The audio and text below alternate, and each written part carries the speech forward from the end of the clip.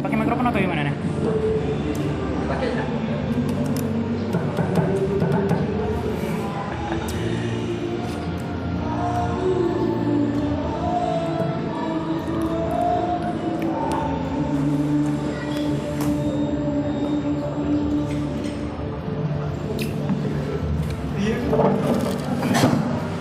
Ya Pak.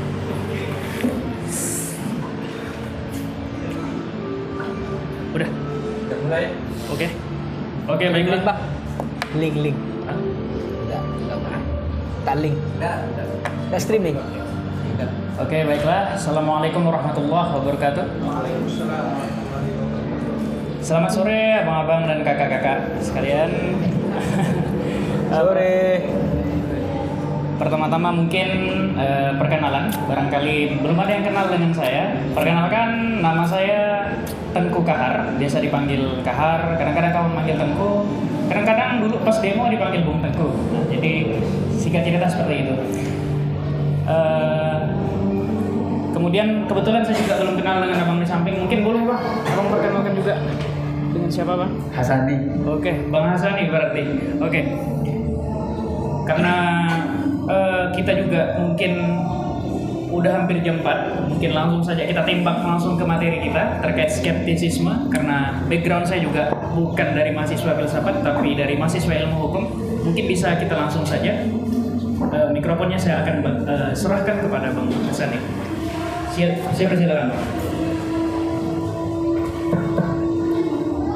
Oke, selamat sore. Sore. Assalamualaikum warahmatullahi wabarakatuh. Waalaikumsalam. Terima kasih kepada tentu saja Bapak yang masih konsisten untuk terus mewadahi agenda 2 mingguan kita yakni Pekan Filsafat ini. Walaupun kemarin sempat kita schedule ulang ya karena ada beberapa konsep yang perlu dimatangkan. Maaf saya masih kurang fit. Jadi kemudian juga ada Bapak ya, selamat datang. Sekadar sambutan dan mudah-mudahan bisa memberikan dukungan ya terhadap ya forum-forum kecil yang kita adakan. Sebenarnya intinya sederhana. Saya sebenarnya saya nggak tahu ya kalau saya jadi bicara tetap gitu, saya nggak tahu alasannya kenapa. Karena sebenarnya saya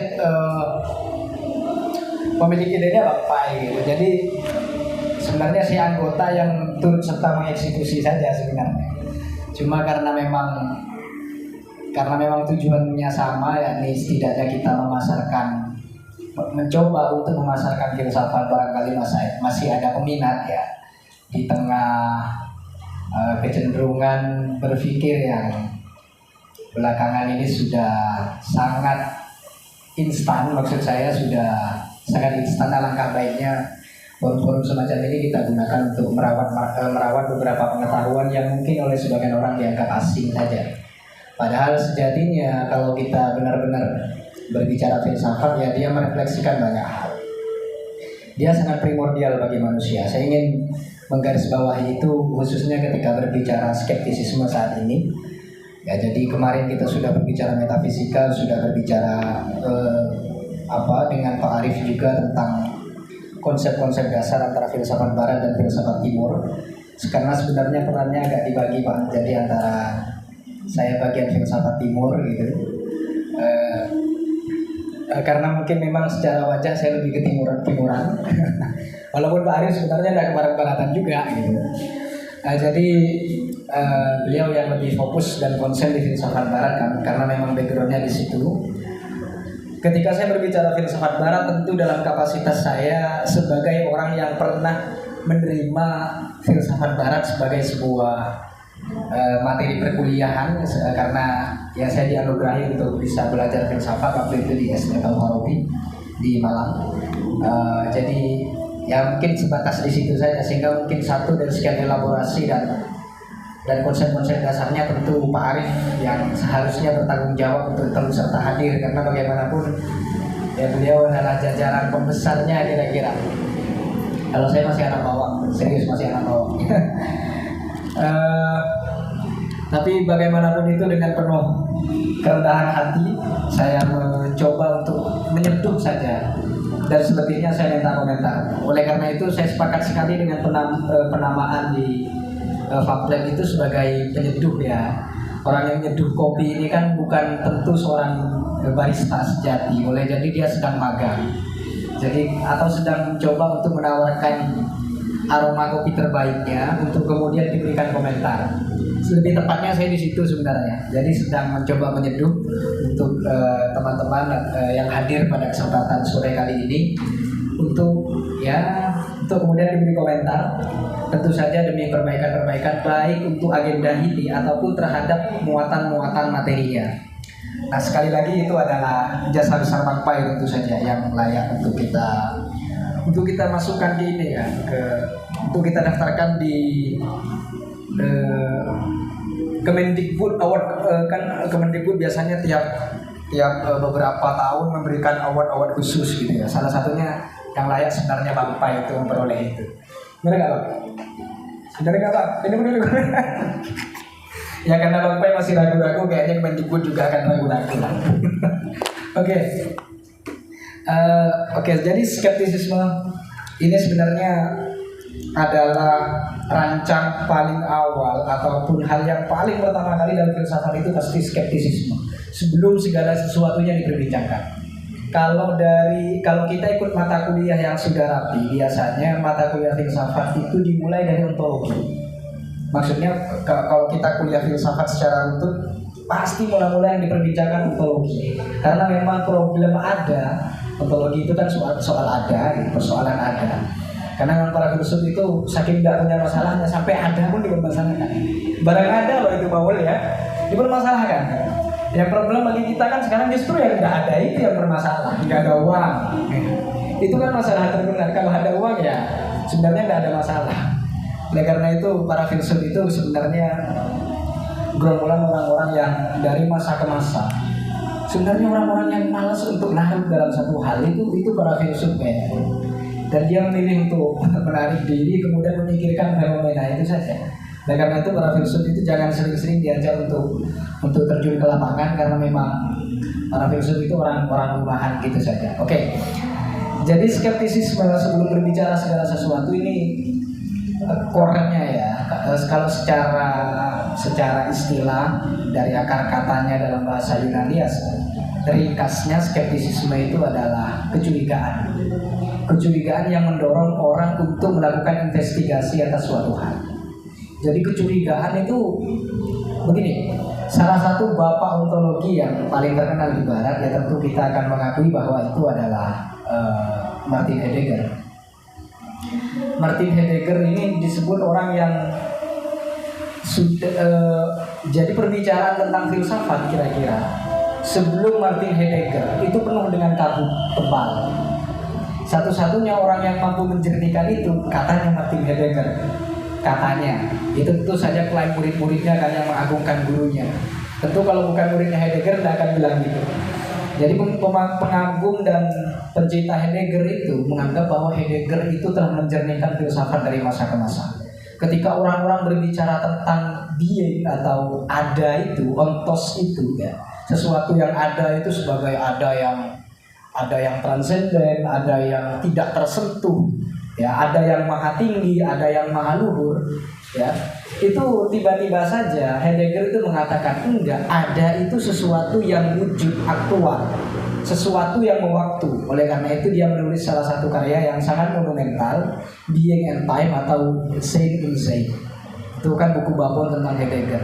Di dalamnya dia berbicara tentang ontologi sebagian besar, tentang kalau orang dulu katakanlah kita ambil sampel misalnya di sebelum Heidegger menganggap bahwa cara manusia untuk mengada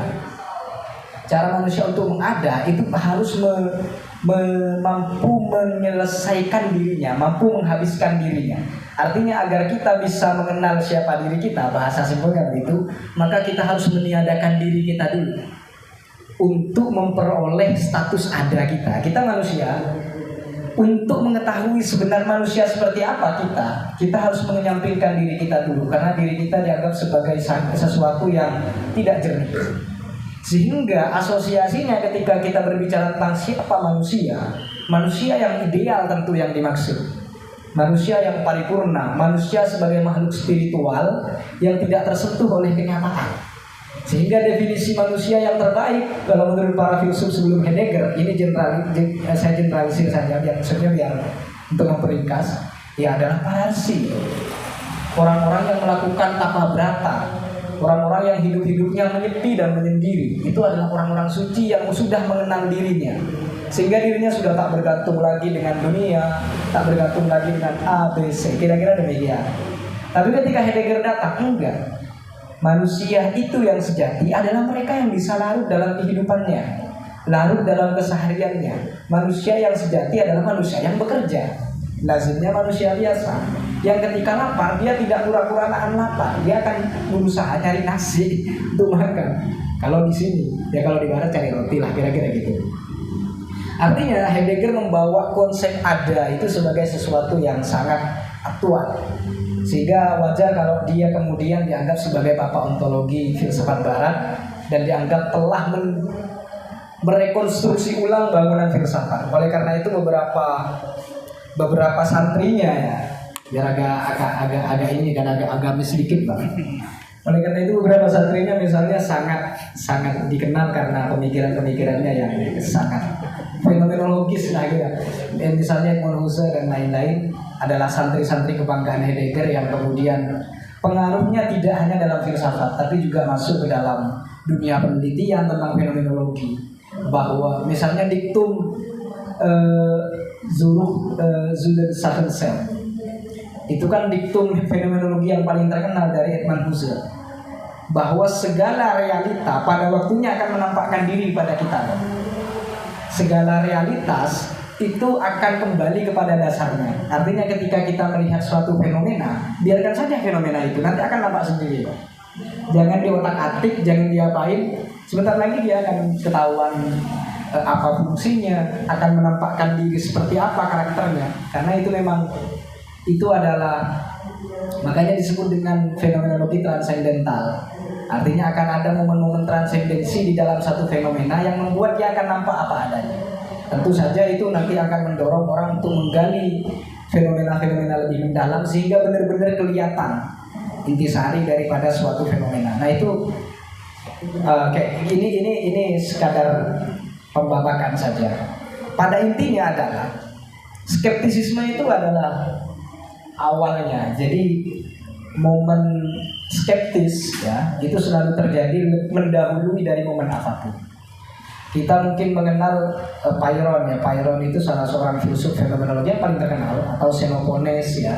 Itu adalah filsuf yang bukan fenomenologi, skeptisisme yang paling terkenal.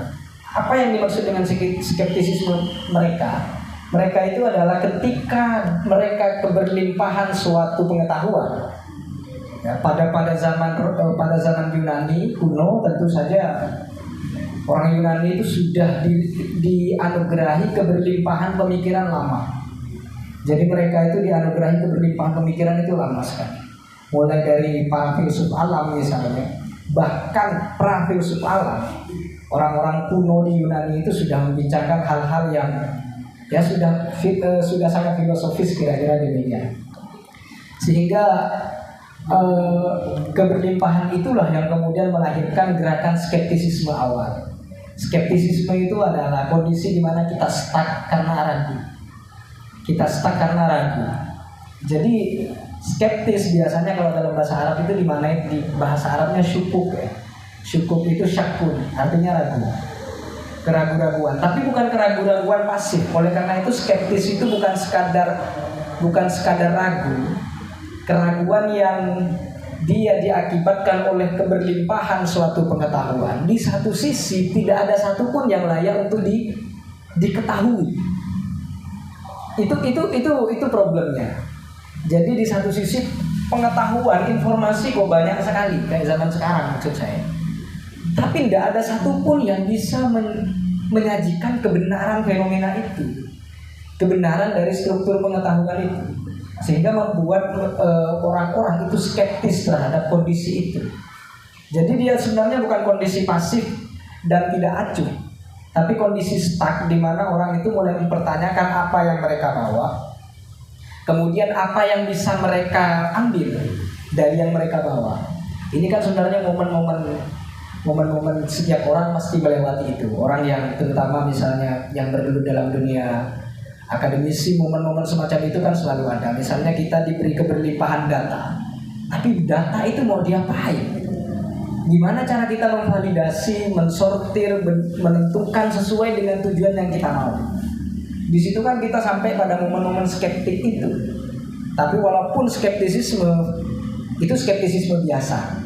Oleh karena itu kan ada istilahnya ordinary skepticism, itu ya skeptisisme biasa gitu ya. Skeptisisme orang misalnya ketika ditanya Bang Kahar besok kira-kira matahari terbit apa enggak, itu skeptisisme biasa. Walaupun sebenarnya terbitnya matahari siapapun tahu kalau itu sebuah kemungkinan saja. Kan itu kemungkinan saja karena dia sesuatu yang belum terjadi dan jadi masuk dalam logika kontingensi. Kalau kita bicara logikanya, kontingensi itu maksudnya ya boleh jadi enggak. Misalnya ada satu fenomena kiamat misalnya tiba-tiba ya enggak akan terbit dong. Artinya itu skeptisisme biasa. Ya kita misalnya sebagai seorang peneliti, skeptisisme biasa itu sering terjadi. Walaupun lagi-lagi harus kita garis bawahi bahwa dalam skeptisisme filsafat atau philosophical skepticism, ya, skeptisisme dalam filsafat itu jauh lebih kompleks. Maksud saya nanti termasuk ketika Aristoteles menulis bukunya The Analytica, ya, atau buku Analitika itu yang menjadi embrio dari lahirnya logika Aristotelian, ya, logika Aristotelian yang sangat masyhur itu, atau isagogi, logika yang dikenal oleh orang yang kaji logika, yaitu sebenarnya adalah lahir dari karena skeptisisme untuk memfalsifikasi dan memvalidasi satu kebenaran. Perangkatnya apa sih?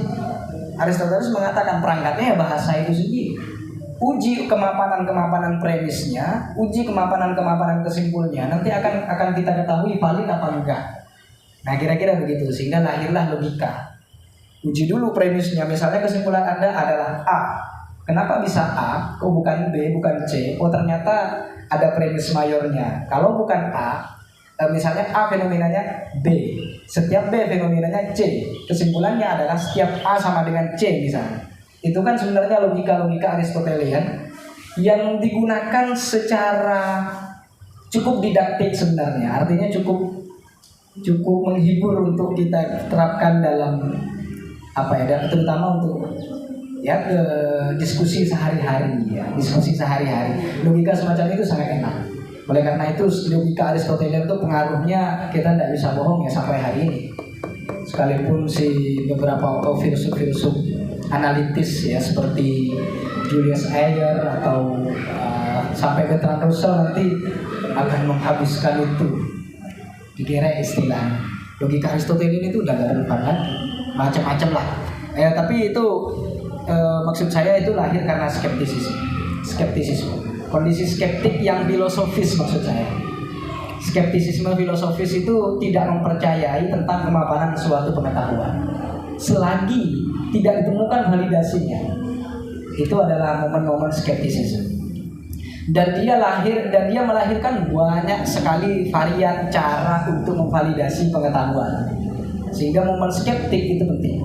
Sebelum saya akhiri ya, supaya tidak terlalu panjang, karena nanti saya berharap diskusinya saja panjang. Namanya saya juga menyeduh ya. Jadi di Barat kita mengenal bapak skeptisisme modern itu tentu saja ya Descartes itu ya bapak skeptisisme modern, skeptisisme filosofis. Nanti kita akan kalau dalam di Arab ya, saya tidak menyebutnya Islam. Di Arab kita akan melihat skeptisisme besar itu dalam diri Al-Ghazali. Al-Ghazali itu menulis kitab Al-Munqidh min Adh-Dhalal ya. Itu adalah wujud dari skeptisismenya. Walaupun skeptisismenya Al-Ghazali itu punya ujung. Skeptisisme Al-Ghazali itu punya ujung jelas. Kenapa? Karena Al-Ghazali masuk ke dalam satu struktur pengetahuan dengan satu background keimanan yang sangat kuat. Sehingga pada akhirnya keimanan itulah yang digunakan untuk memvalidasi ya segala macam pengetahuan yang dianggap tidak valid. Pada akhirnya adalah Al-Ghazali akan sampai pada kesimpulan bahwa salah satunya pengetahuan yang paling bisa direngkuh secara kuat adalah pengetahuan secara mukasyafah atau pengetahuan yang diperoleh langsung oleh pancaran Tuhan ya. Pengetahuan yang sifatnya emanatif kalau bahasanya Al-Farabi ya, bersifatnya emanasi. Nah, itu terlalu diskursif, tapi pada dasarnya adalah ya sebagai kesimpulan daripada ucapan-ucapan saya barusan yang mungkin ada yang kurang tepat. Tentu saja skeptisisme itu adalah momen ya, momen di mana kita stuck pada satu kondisi karena kita dirundung oleh keraguan. Satu, yang di depan belum pasti, yang dua di belakang belum terkonfirmasi. Ya, dia ada, pengetahuan yang kita bawa itu ada, tetapi kita belum tahu ketangguhannya untuk kita gunakan di masa depan. Ini kalau kita kontekstualisasikan dengan apa yang kita butuhkan hari ini. Itu maksud saya skeptisisme biasa. Kalau skeptisisme filosofis adalah ada banyak pengetahuan, tapi tak satu pun yang bisa menjamin kebenaran. Ya, tak satu pun yang bisa menjamin kebenaran. Kebenaran itu tinggi, ya, pengetahuan itu di bawah. Sehingga di antara satu sekian pengetahuan, kondisi skeptis itu adalah kondisi di mana yang satu kondisi yang mengharuskan kita untuk ngecek kembali sesuatu yang berantakan di bawah, menata untuk kemudian menakar dan mengangkatnya menjadi satu pengetahuan yang segar. Nah, kira-kira demikian secara sederhana, Bang, ya, konsep skeptisisme dalam filsafat. Tentu secara diskursif akan lebih rumit, tapi itu nanti saja mungkin dalam diskusi kita bisa masuk. Sekian dulu.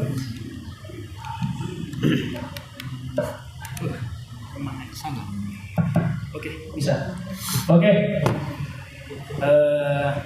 Cukup menarik menurut saya karena saya memang awam tentang hal ini.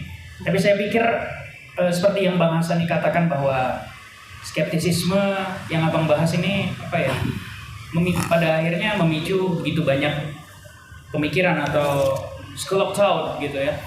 Dan saya mencatat beberapa poin sih. Ada 3 poin yang saya catat dari paparan Abang, bahwasanya yang Abang bahas ini sebetulnya adalah pengantar dari skeptisisme, gitu mungkin ya Bang? Ya. Dan untuk lebih lanjut ataupun lebih rincinya, saya pikir saya maupun kawan-kawan sekalian mungkin bisa baca masing-masing ataupun kita jadwalkan diskusi yang lebih lanjut, tergantung dari the godfather dari acara ini, Bang Pai. Mengenai catatan saya terkait apa yang Bang Hasan disampaikan, pertama saya merasa bahwa saya menangkap bahwa skeptisisme itu adalah semacam permulaan ya Bang, permulaan yang dirasakan oleh baik filsuf maupun ordinary people atau orang pada umumnya yang melandasi begitu banyak rancangan filosofis. Itu yang saya tangkap. Jadi skeptik itu berarti curiga ataupun keraguan. Kemudian yang kedua yang saya tangkap dari paparan Abang bahwasanya skeptisisme atau sikap skeptik itu merupakan kondisi di mana seseorang, anyone itu berada dalam situasi atau stuck, berada dalam situasi di mana kita ini merasakan mendapat begitu banyak informasi, tapi di lain sisi informasi itu menurut kita masih belum dapat diketahui dengan pasti. Yang saya tangkap seperti itu. Dan yang ketiga, dari paparan Abang saya menyimpulkan bahwa skeptisisme secara umum itu terbagi jadi 2 ya. Yang pertama adalah ordinary skepticism atau skeptisisme pada umumnya. Dan yang kedua adalah philosophical skepticism yang terjelma dalam begitu banyak aliran pemikiran yang sudah Abang paparkan. Baiklah kawan-kawan sekalian, mungkin untuk lebih lanjut saya kira bisa kita lakukan tanya jawab ataupun Enggak usah tanya jawab. bukan tanya jawab ya Bang ya. Ya kalau ada yang bertanya silakan. Tapi yang Atau Yang ngobrol bebas, tapi kalau ada yang mau bertanya silakan, tapi yang menjawab bukan hanya saya. Oke. Oke, baiklah. Seharusnya Bang Pai. Silakan kawan-kawan, barangkali ada pemikiran ataupun persoalan dalam benak kawan-kawan sekalian. Oke. Oke, pertanyaan pertama dari Bang Diki.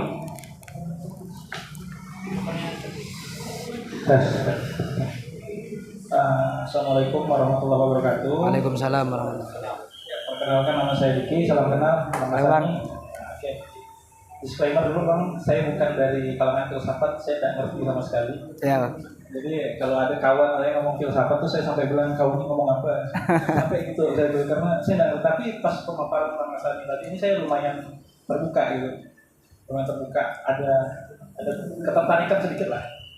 Nah, saya sempat dengar Al-Ghazali tadi, saya tertarik tuh dengar Al-Ghazali itu. Jadi saya pernah dengar ada istilah filsafat Islam tuh.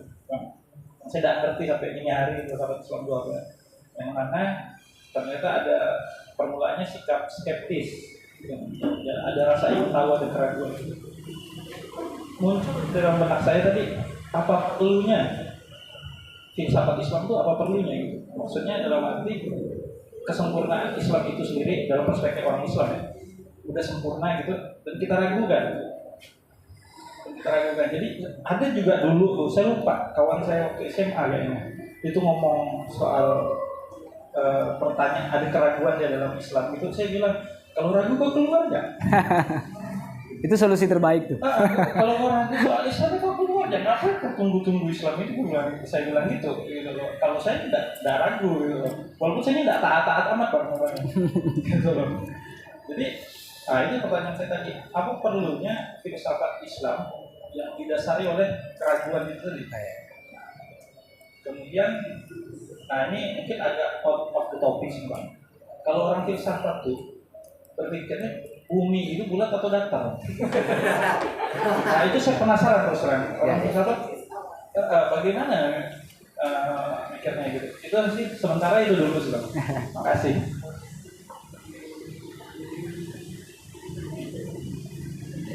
Oke, jadi jawab dulu atau barangkali Bang. yang masih ada pertanyaan? Jawab dulu ya, Jawab dulu. Oke.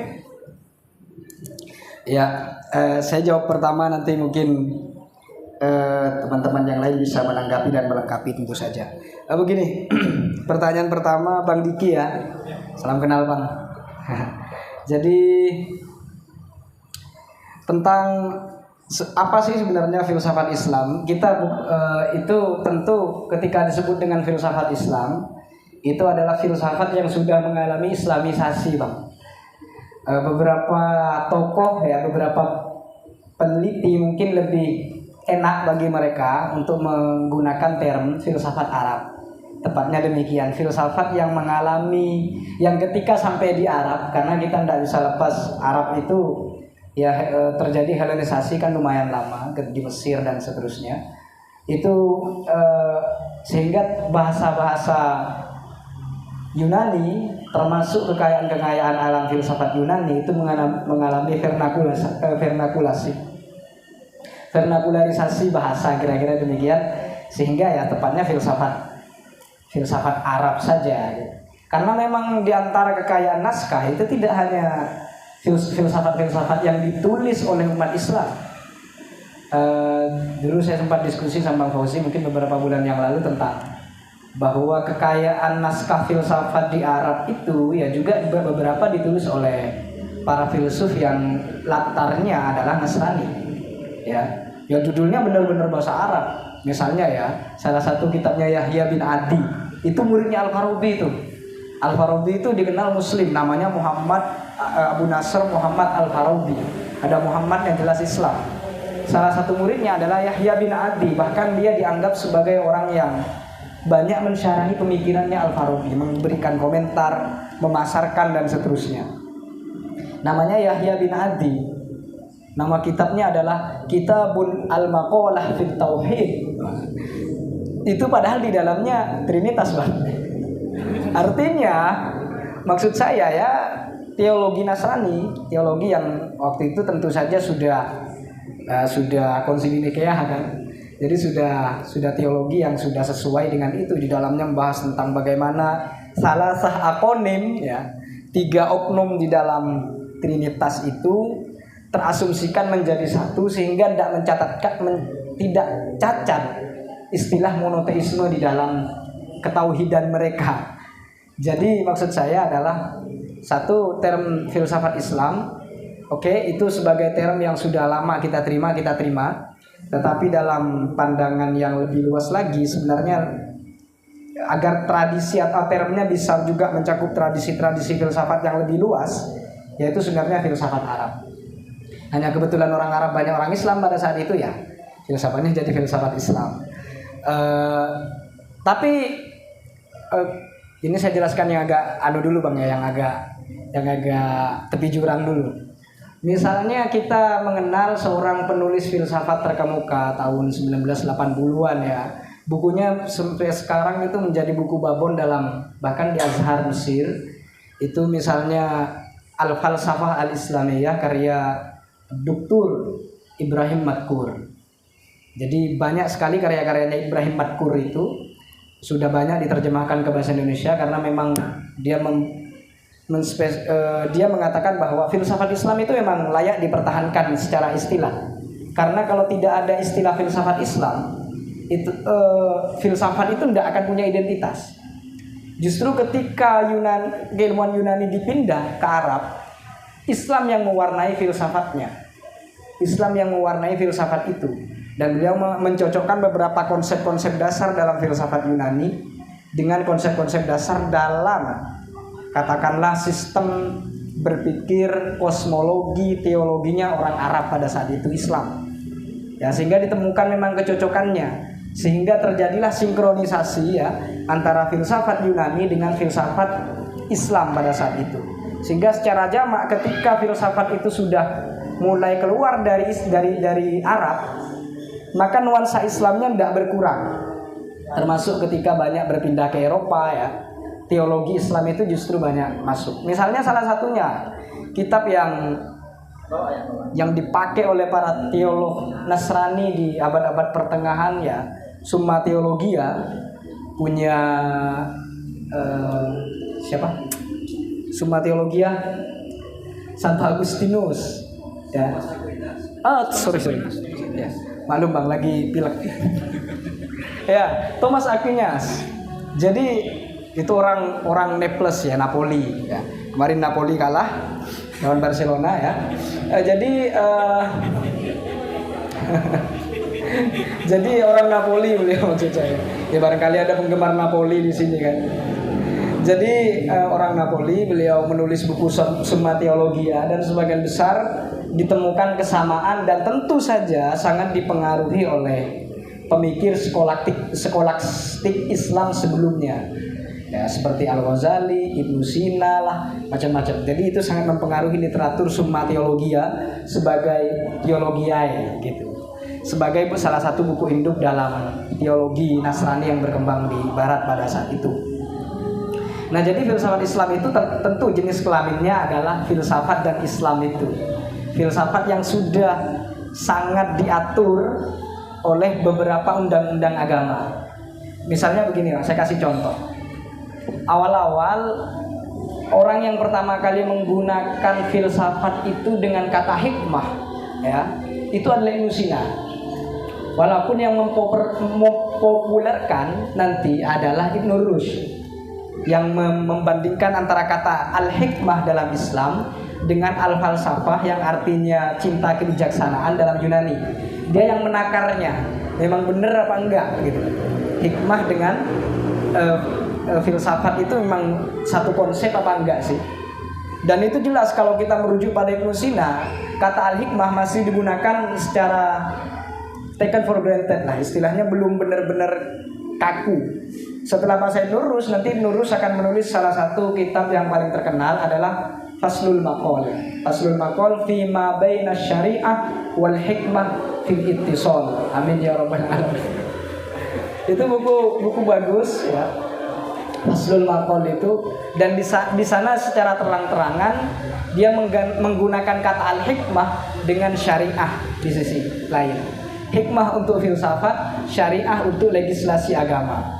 Dan dia menunjukkan bahwa pada puncak-puncaknya filsafat al-hikmah ini memang ketemu dengan syariah pada puncak-puncak tertingginya.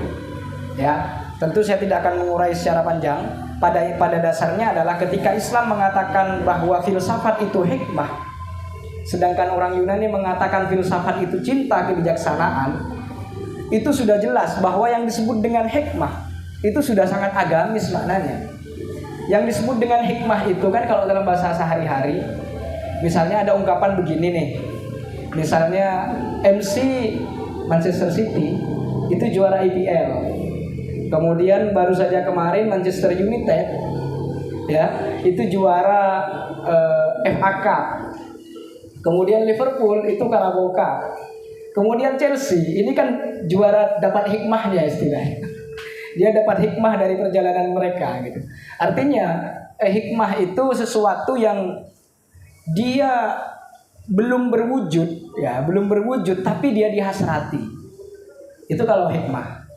Artinya dia belum misalnya kita kenapa melakukan A B itu supaya dapat Z misalnya. Tapi Z itu tidak akan terwujud ketika sebelum kita memulai langkah A B C D sampai Z.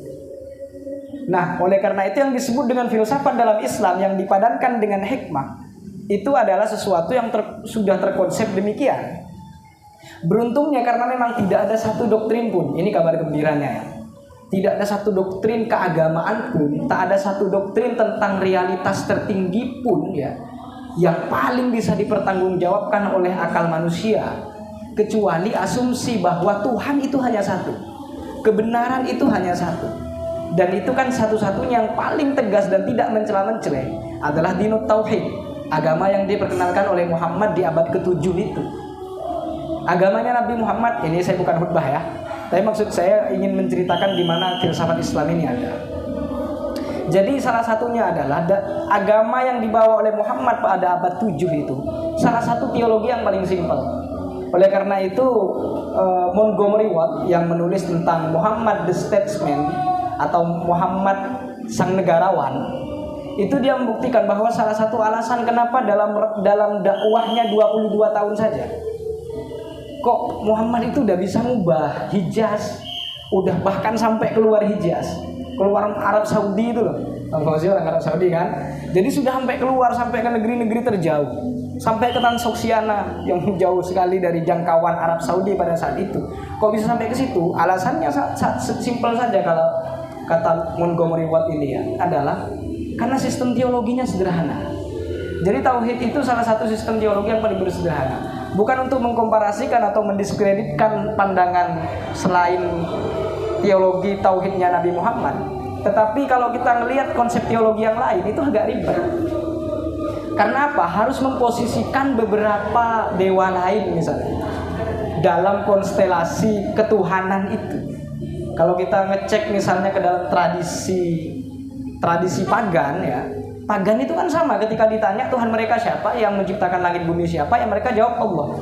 Tapi konsep tauhidnya itu rumit karena Tuhan mendelegasikan tugas itu ke beberapa dewa itu. Sehingga kalau mereka butuh agar Tuhan itu menurunkan hujan, mereka harus melobi ke Tuhan yang ngurusin hujan. Tapi ketika Nabi Muhammad datang, semua itu dibangkas. Enggak, kamu butuh apapun ya sama ini langsung. Enggak ada itu yang ini. Itu hanya buatan-buatan akalmu. Nah gitu loh. Hanya satu yang layak dihasrati, hanya satu pemangku kebenaran, hanya satu pusat kamu untuk bisa memperoleh yang tertinggi adalah yang satu ini. Sehingga kata hikmah pada saat itu sangat stabil dalam Islam. Sehingga pencarian atas kebenaran apapun dalam filsafat Islam itu walaupun dimulai dengan skeptisisme, finalnya sudah dapat ditentukan. Kira-kira demikian. Final akhirnya sudah dapat ditentukan. Oleh karena itu tidak ada filsuf yang secara terang-terangan ya mengatakan bahwa dia skeptik. Itu kecuali Al-Ghazali. Skeptisismenya pada level pengetahuan yang dapat mengantarkan kepada Tuhan. Skeptisismenya di situ. Dia belajar fikih. Dengan belajar fikih dia kok tidak nyampe kepada pemahaman atas zat Tuhan secara langsung, kok tidak nyampe. Pemahaman secara langsung itu kira-kira begini Bang. Jadi kalau kita belajar fikih, itu kita belajar peraturan beragama. Kalau kita belajar, apalagi belajar gramatika Arab ya, itu jelas udah nggak wajib ya istilahnya. Kalau kita belajar fikih misalnya, salah satu disiplin paling tua dalam Islam, ya itu kita nggak belajar agama itu. Terus belajar apa dong? Itu belajar tentang tata cara melaksanakan agama. Lah terus untuk sampai agama ini kan Tuhan yang ngasih agar kita bisa nyampe ke Tuhan. Itu kan fungsi agama. Nah, kalau cuma aturan-aturan ini kok tidak nyampe-nyampe. Saya hanya cuma berputar di sini saja. Berputar di sholat, berputar di syariat macam-macam. Sehingga itu menuntut untuk lahirnya epistem lain atau pengetahuan lain. Ditemukanlah waktu itu disiplin ilmu tasawuf. Ya, disiplin ilmu tasawuf ini yang menurut Al-Ghazali sebagai satu-satunya disiplin yang ini kayaknya satu-satunya deh. Dimana orang kalau sudah selesai di syariat, sudah paripurna pengamalannya atas syariat, untuk memberikan dimensi yang sakral di balik aturan-aturan yang gak sakral ini, dalam tanda kutip gak sakral ya, karena dia ngatur urusan kita cara beribadah saja, tapi untuk memberi makna, memberi kulit atau memberi substansi atas sholat kita, atas ibadah kita, ini perlulah yang namanya dimensi tasawuf. Sehingga ketika Anda sholat sah secara rukun, syaratnya sah, tetapi kemudian harus sah pula secara rukun hatinya. Dia khusyuk, dia tidak terpaksa, dia benar-benar di dalamnya merenungi, mentafakuri bacaan-bacaannya, menghadirkan seolah-olah dia melihat Tuhan dan Tuhan melihatnya. Itu kan refleksi-refleksi bukan filosofis, refleksi-refleksi sufistik di balik sholat. Sehingga di situ yang oleh Al-Ghazali, oke, berarti di sini nih caranya nih, di sini nih di tasawuf ini. Itulah yang kemudian membuat dia skeptis dengan cara mengkritisi setiap pengetahuan yang telah dia pelajari, termasuk di dalamnya filsafat, termasuk di dalamnya teologi, termasuk di dalamnya fikih, bahwa ketiga pengetahuan ini penting untuk orang menjadi ilmuwan. Tapi untuk sampai pada Tuhan, dia butuh satu ilmu lagi, yang bukan hanya teoritik, tapi ilmu yang lebih bersifat praktis. Riyadhah maksudnya. Riyadhah itu olah jiwa. Jadi ketika sholat dia mencoba untuk khusyuk, macam-macam begitu dilakukan. Nah di sinilah sebenarnya akhirnya kan ketemu gitu. Akhirnya walaupun diawali dengan skeptisisme, akhirnya ketemu dan nyampe. Nah ini yang dimaksud dengan filsafat Islam. Pada akhirnya di situ beberapa filsuf lain sebelum Al-Ghazali itu mereka langsung masuk ke dalam tasawuf tanpa mendalami pengetahuan yang lain. Misalnya Ibnu Sina ini kan langsung berbicara tasawuf dan levelnya tinggi karena dia warisan dari mistisme Neoplatonik, ya. Jadi Neoplatonik itu ya katakanlah mistikus di zaman Helenisme ya, mistikus besar, salah satu yang menyatakan bahwa nanti Neoplatonik ini baru banyak berpengaruh kepada Ibnu Arabi, tapi pada dasarnya para sufi besar dalam Islam banyak terpengaruh oleh Platonisme ini, ya, Platonik ya, banyak terpengaruh dengan itu. Karena pada dasarnya ya sebenarnya di mana-mana spiritualitas itu hampir sama. Hampir semua jenis kelamin agama ya spiritualitas itu hampir sama. Tetapi di sini sebenarnya momen Al-Ghazali adalah kenapa dia disebut dengan orang yang dalam Islam yang paling dikenal skeptik, karena dia kritis terhadap semua pengetahuan. Kenapa? Karena dia ingin satu yang bisa disimpulkan, yang bisa ia capai, yakni Tuhan itu yang maha tinggi, maha tidak terbatas. Oleh karena itu jelaskan skeptisisme dalam filsafat Islam itu adalah skeptisisme yang punya tujuan, bukan skeptisisme yang asal ragu. Oleh karena itu tapi ini skeptisisme modern sekarang itu kan skeptisisme yang sudah sangat meluber ke berbagai perspektif. Dalam sains misalnya kita mengenal istilah pseudo-sains ya, sains tipu-tipu. Jadi sains tipu-tipu ya. Jadi itu kan merupakan bagian daripada skeptisisme di dalam yang udah meluber ke berbagai disiplin pengetahuan. Itu mungkin untuk pertanyaan Bang Diki ya. Ada yang belum dijawab Bang? Yang mana Bang? Iya, saya lupa Bang, maklum lagi pilek. Oke, jadi orang filsafat berpikir bumi itu bulat apa datar ya. Saya jawabnya ini Bang, agak serius ini. Sebenarnya filsafat itu sains yang sekarang menyimpulkan bahwa bumi itu datar, bumi itu bulat, itu sebenarnya adalah filsafat terlama yang membahas masalah di mana kita hidup. Kemudian nanti kita akan menemukan beberapa tokoh-tokoh awal filsafat yang kemudian ada di antaranya yang jadi astronom. Misalnya kita kenal Ptolemeus ya. Ptolemeus itu bukunya yang Al-Majus ya. Bukan Majusi tapi judul bukunya Al-Majus di bahasa Arab, Al-Magus kalau dalam bahasa Latinnya. Itu memang sudah lebih awal melakukan pengkajian tentang bumi maksudnya. Artinya para filsuf awal di dalam tradisi filsafat itu memang sudah. Tapi kan lagi-lagi yang disebut dengan konsep bumi bulat ini kan produk perdebatan sains, produk perdebatan para astronom ya. Para astronom sejak lama sudah punya kesimpulan di situ.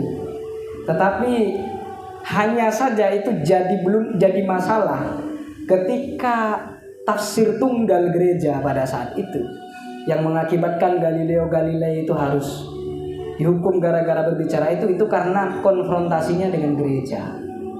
Gereja punya tafsir yang tidak sama terhadap bumi pada saat itu. Bagi mereka bumi itu ya datar.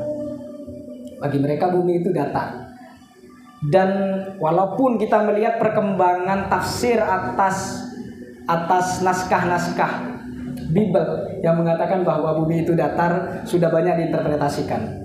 Oleh karena itu, karena dulu ada yang mengatakan bumi itu memang bulat. Tetapi misalnya kita pegang koin itu kan bulat, tetapi ketika dimiringkan dia datar. Sehingga kalau menurut temuan sains bahwa bumi itu bulat ya benar. Menurut Bible bumi itu bulat ya benar. Itu interpretasi awal orang-orang gereja atas teks atau naskah-naskah di dalam Bible yang mengatakan bumi bulat. Sama dalam Islam kan juga gitu, katanya bumi bulat. Ada ayat sucinya? Ada. Wa ja'alnal ardo mihada. Dan kami jadikan bumi itu sebagai hamparan. Hamparan kan bulat berarti. Ya, kemudian para interpreternya lah, para penafsirnya lah yang kemudian yang dimaksud dengan mihadan hamparan itu kalau kita lihat sebatas mata kita memandang, bukan ketika kita ngelihat dari angle di luar bumi.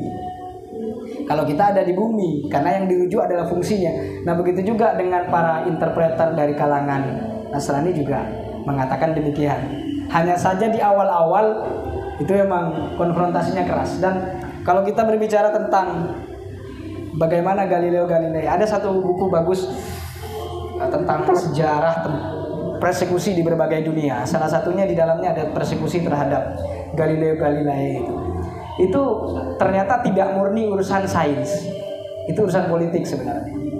Artinya gereja itu bukan tersinggung karena yang disampaikan oleh Galileo itu salah, bukan.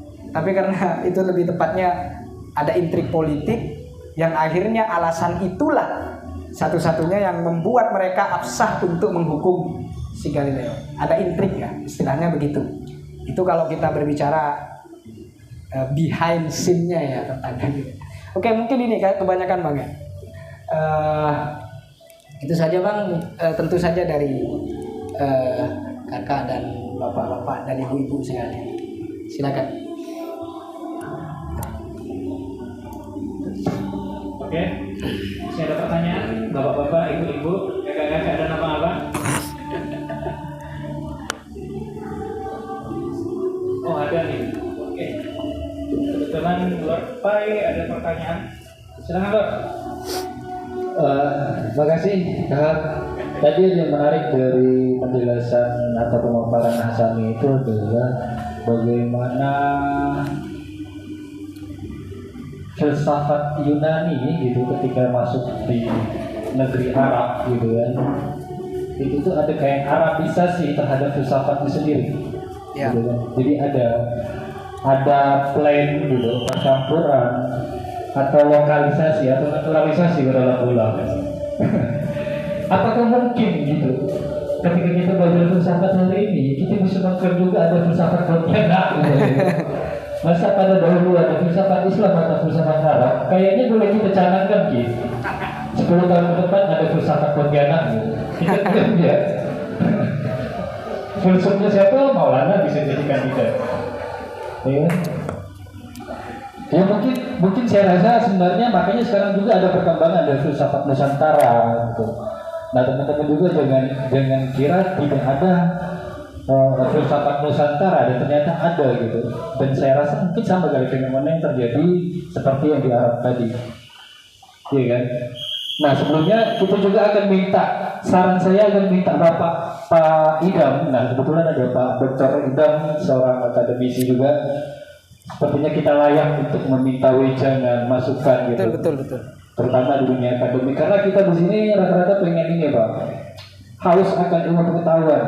Dan sepertinya gitu, momen seperti ini adalah salah satu alternatif atau cara kita kurang mendapat atau kurang puas belajar di kampus, akhirnya membuat studi-studi, kajian-kajian studi seperti ini. Ini hanya alternatif gitu.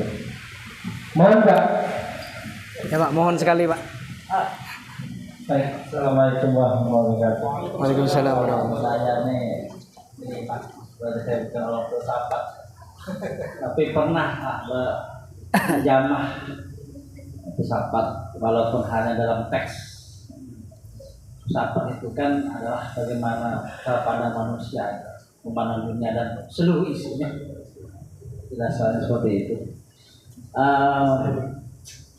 Tadi saya sudah dengar tadi termasuk bagaimana filsafat timur, filsafat barat. Pada dasarnya munculnya filsafat timur itu kan untuk mengimbangi filsafat barat yang zaman-zamannya Plato, zaman Aristoteles itu kan bahwa ilmu mereka itu kan bisa mengalahkan Tuhan. Asalnya pada dasarnya mengalahkan Tuhan, bahwa dia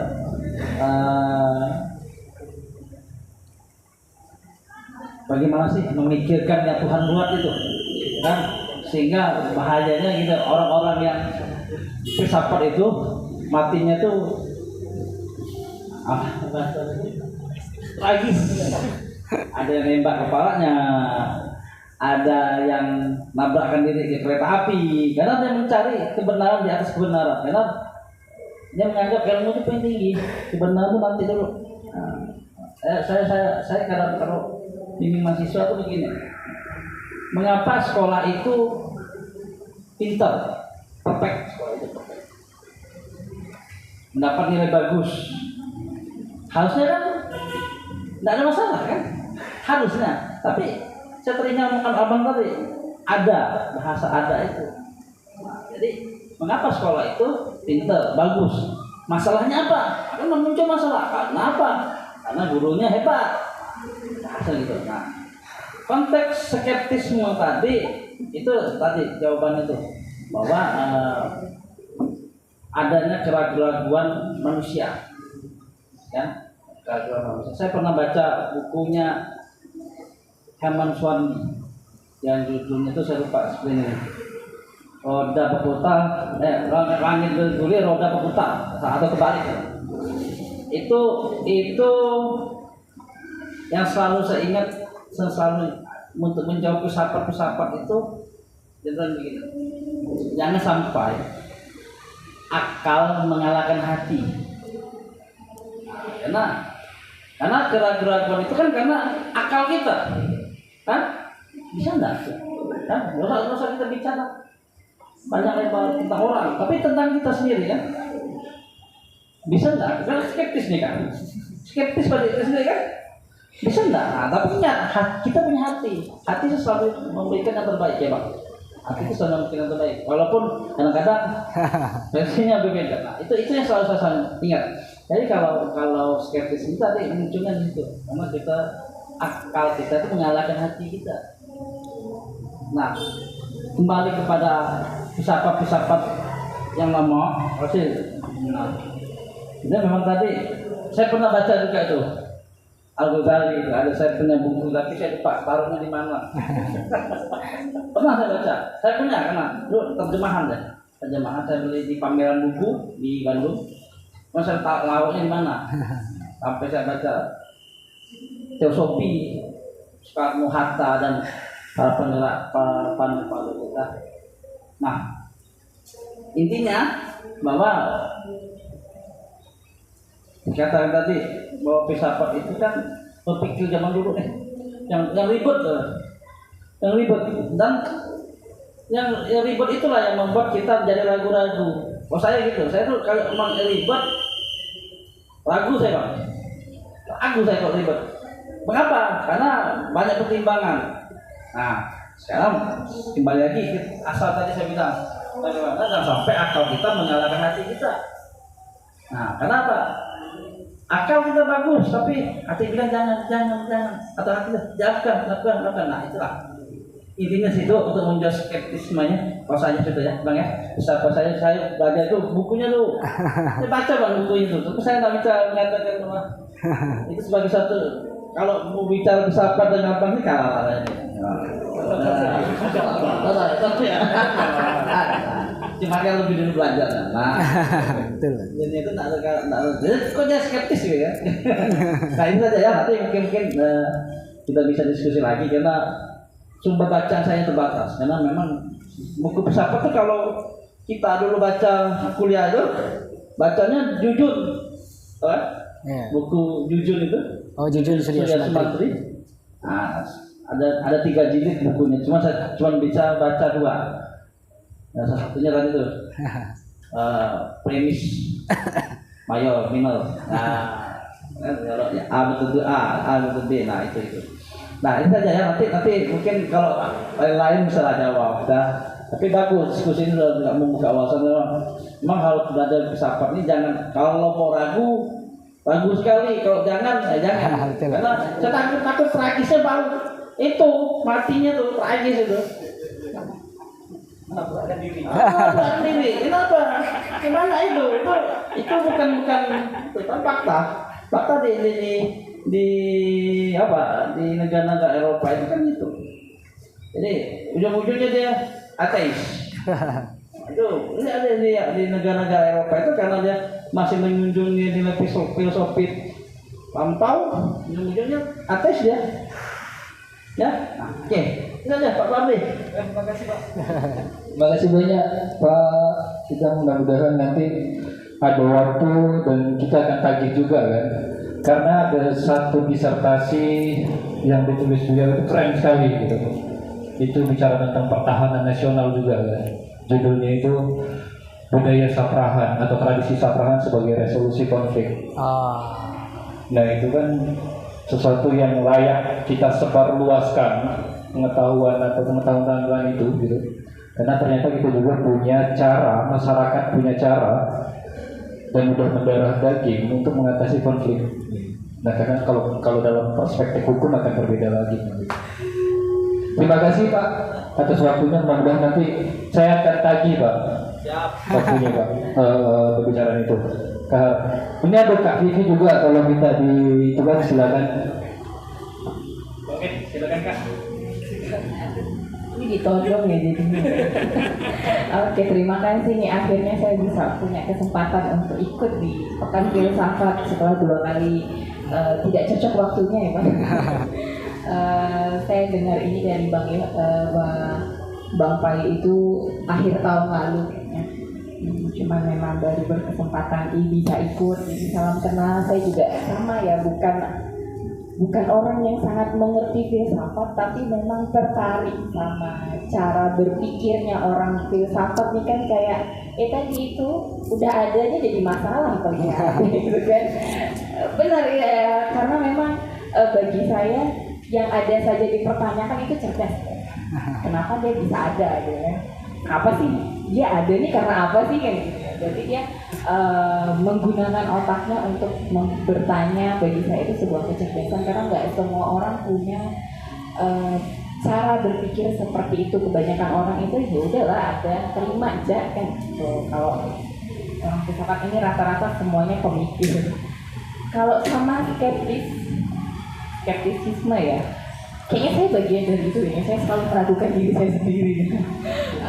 Jangankan sama pengetahuan yang ada, tapi bahkan kita ke diri kita pun kadang-kadang skeptis. Apalagi tadi Bang Hasani juga kalau menurut skeptisme ini untuk mengenal diri kita harus jadi ketiadaan dulu. Terus tiba-tiba kita nggak ada tuh gimana? Itu pertanyaan ini aja.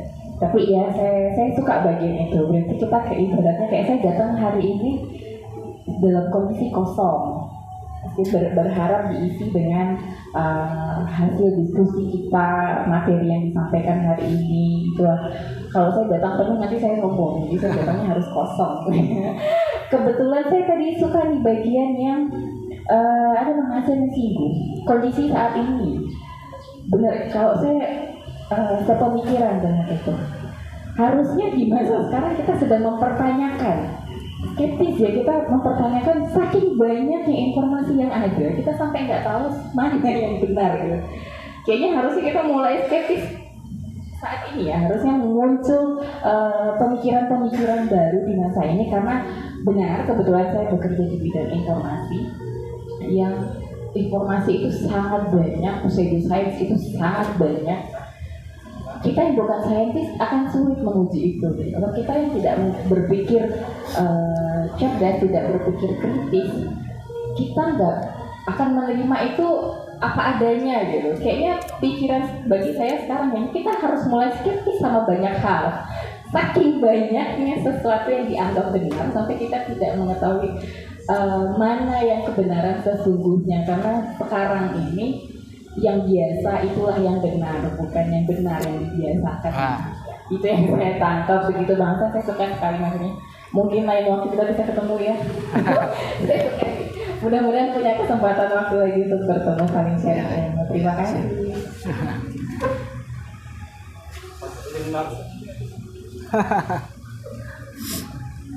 Oke, gimana nih Bang? Nah, satu lagi. Masih satu lagi. Oke. Silakan Pak. Pak, silakan Pak.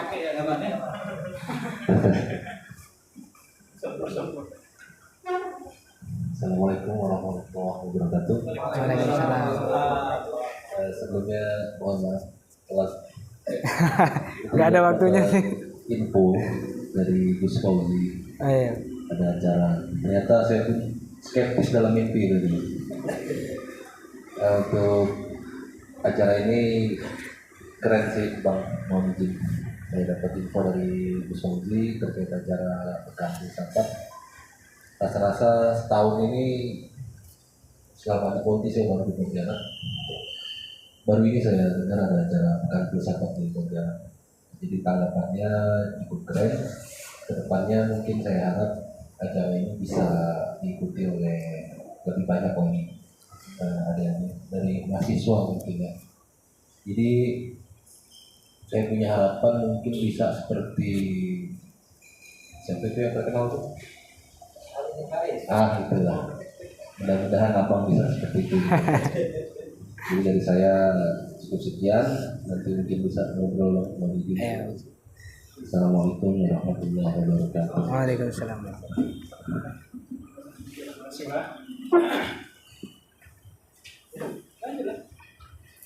Oke. Baik, jadi sudah kita dengarkan begitu banyak tanggapan. Barangkali masih ada pertanyaan? Kakak abang-abang atau gimana Pak? Kita Saya ada satu pertanyaan lagi. Sebenarnya seberapa penting setiap diri kita itu memiliki skeptisme gitu. Harus merasakan atau harus menumbuhkan sifat-sifat skeptis itu untuk kebaikan atau malah buruk gitu. Jikalau ini tidak mampu dikontrol. Apalagi di dunia kehidupan sekarang kan yang serba berat, Saya rasa itu tadi penting tidak setiap manusia itu untuk menumbuhkan skeptis.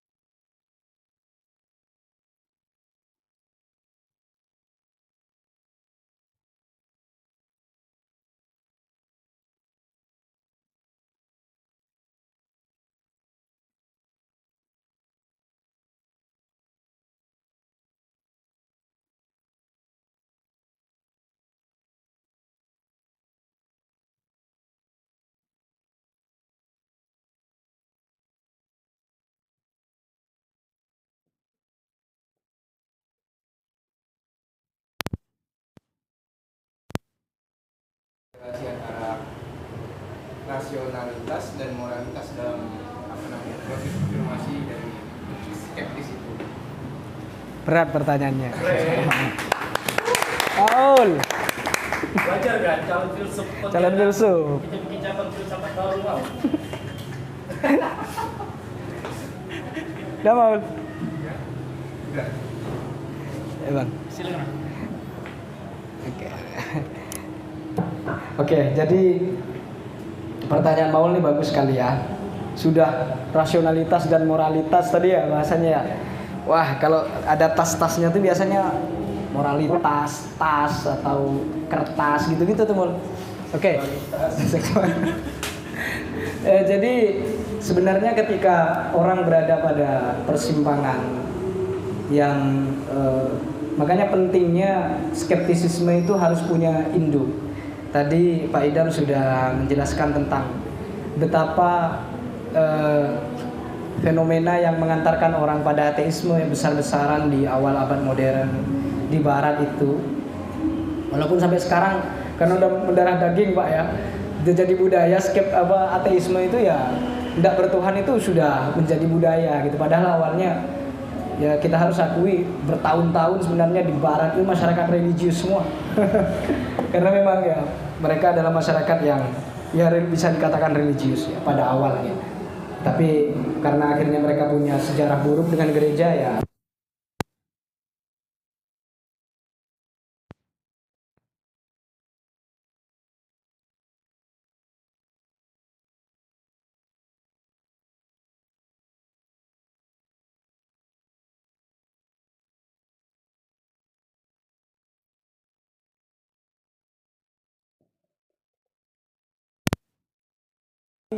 Macam-macam motif-motifnya, ada yang sampai gila, nggak macam-macam lah ya. Tapi pada dasarnya kenapa demikian? Karena skeptisisme mereka tidak bertuhan. Maksudnya tidak bertuhan itu tidak bertuan lebih tepatnya. Skeptisis yang mereka cari adalah sesuatu yang sebenarnya nothing, nggak pernah ada. Dan kalau kita ini yang saya pikir relevansi atau pentingnya filsafat Islam tuh di sini, yang tidak akan pernah terbeli oleh filsafat manapun adalah filsafat itu diberi Tuhan.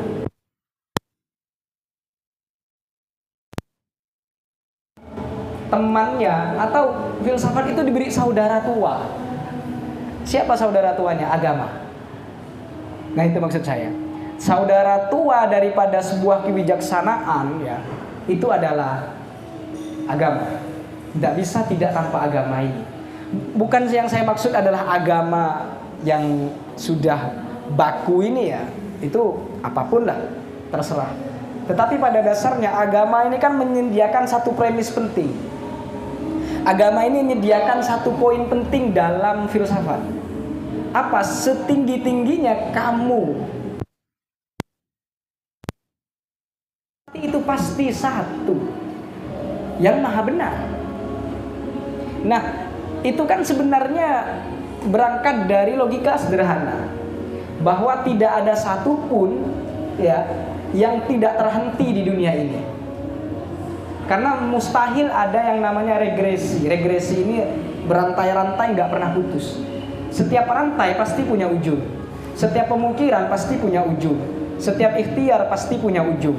Itu common sense. Segala sesuatu punya batas, itu common sense. Alam semesta punya ujung apa enggak? Punya.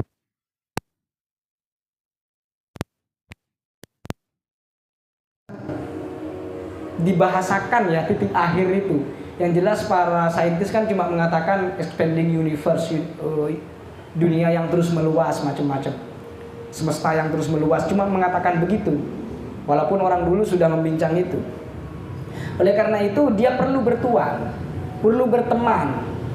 Disinilah pentingnya filsafat bersanding dengan agama itu di situ. Karena ya itu tadi filsafat ini mendorong kita untuk berpikir setinggi-tingginya. Agama mengatakan bahwa yang tertinggi adalah ini. Sehingga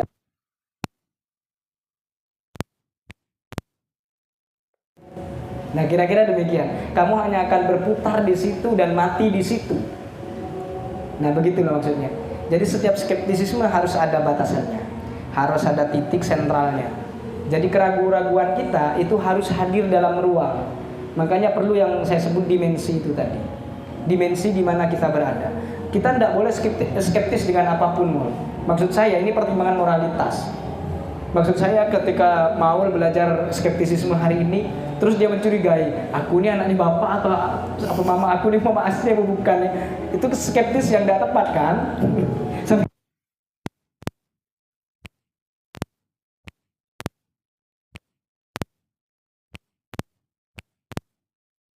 Akhirnya nanti kalau diadopsi sama Bang Pai, Bang Pulman tidak mau kayaknya. Bahan kawan-kawan. Itu lah. Saya pun mahal. Artinya itu Anda sudah dibatasi mau ya oleh kerangkeng budaya Anda, oleh di mana Anda hidup. Nah, hal-hal yang begitu ya jangan dimasukkan skeptisisme. Intinya dia ada dimensinya. Anda mahasiswa, maka skeptiklah terhadap hal-hal yang ada dalam sirkumstansial itu, ruang itu. Di mana Anda berada, di situ skeptisisme sebuah nalar, ya harus nalar yang ada dalam ruang. Jangan dibiarkan dia berada dalam ruang yang tidak pasti. Dia harus kembali ke pangkuannya. Karena itu dari di awal tadi saya menjelaskan Heidegger Striklumit, agar Heidegger ini kan menganggap bahwa ya ada itu punya Tuhan. Manusia ini bukan manusia yang tidak bisa disentuh, yang paling paripurna. Justru manusia yang paling paripurna adalah manusia yang bisa disentuh. Artinya sosok pemimpin ideal bukan lagi mereka yang orang sungkan untuk bersalaman dengannya, berbicara dengannya, tapi duduk bareng dengan mereka. Kebetulan pilkada kan, akhirnya lempar ke sini. Jadi kalau cuma di spanduk macam-macam kan banyak tuh. Maksud saya tapi yang mau hadir ini bukan filsafat, ini siapa? Nah, kira-kira demikian untuk menunjukkan. Nah, ini anunya ya. Nah, maksud saya adalah filsafat itu harus punya teman, harus punya ruang ya, sehingga skeptisisme kita itu terasah dalam ruang itu. Nanti Anda ketika berbicara ketika belajar terus filsafat Maul akan mengerti signifikansi ucapan ini. Ya mungkin demikian.